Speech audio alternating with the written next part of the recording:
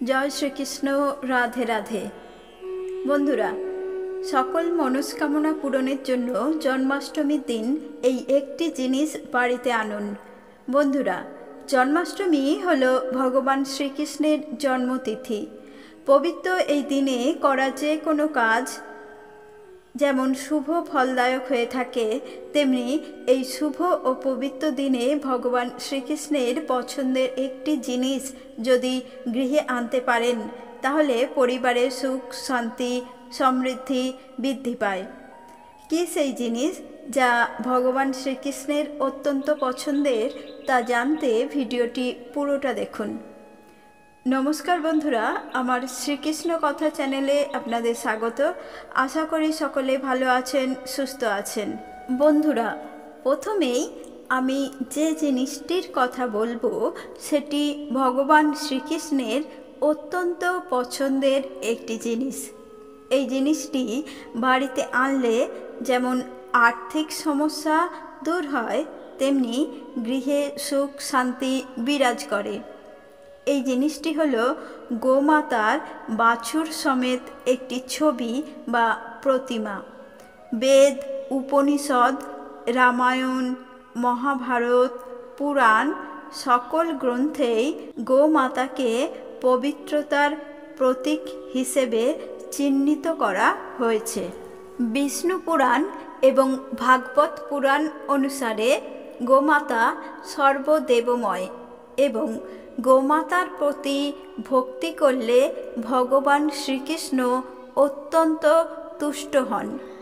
বাছুর সমেত গোমাতার ছবি বা মূর্তি ঠাকুরঘরে বা ঈশান কোণে স্থাপন করলে সৌভাগ্য বৃদ্ধি পায় এবং সন্তান লাভ সম্ভব হয় বলে মনে করা হয়।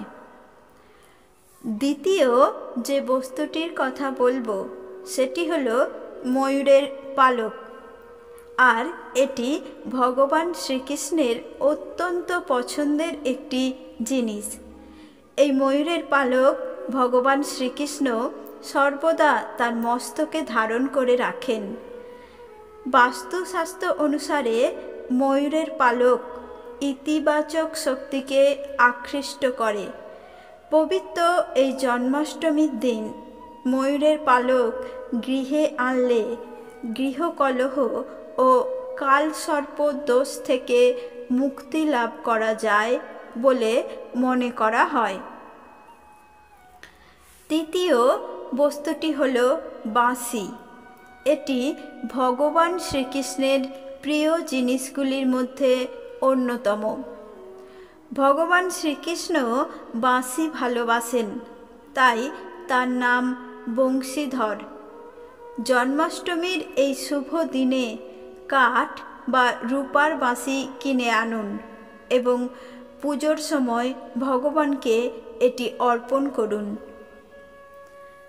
চতুর্থ যে জিনিসটির কথা বলবো সেটি হলো বৈজয়ন্তী মালা। ভগবান শ্রীকৃষ্ণ বৈজয়ন্তী মালা ধারণ করেছেন। প্রচলিত ধারণা অনুযায়ী জন্মাষ্টমীর দিন বৈজয়ন্তী মালা বাড়িতে আনলে আর্থিক পরিস্থিতি ভালো হয়। বলা হয়ে থাকে যে বৈজয়ন্তী মালায় মাতা লক্ষ্মীর বাস।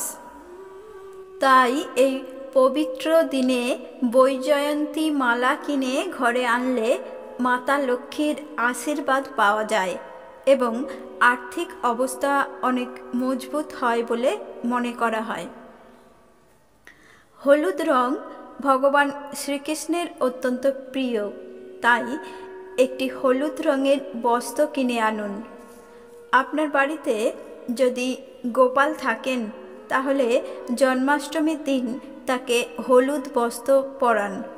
যদি সম্ভব হয় তাহলে এই দিন আপনিও হলুদ বস্ত্র পরিধান করুন।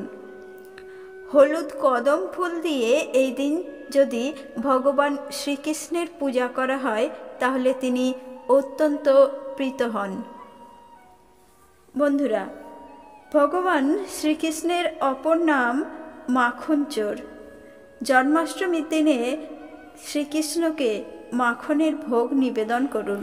এতে ভগবান শ্রীকৃষ্ণ প্রসন্ন হবেন।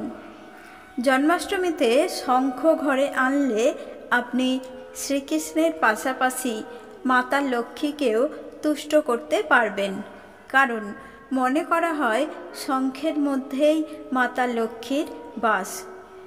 এই দিন ঘরে শঙ্খ আনলে মাতা লক্ষ্মী আপনার গৃহে চিরস্থায়ী হবেন। আজকের ভিডিওটি যদি ভালো লেগে থাকে তাহলে একটি লাইক করে বন্ধুদের মধ্যে শেয়ার করুন এবং কমেন্টে জয় শ্রীকৃষ্ণ অবশ্যই লিখুন। সবাই ভালো থাকুন, সুস্থ থাকুন। নমস্কার।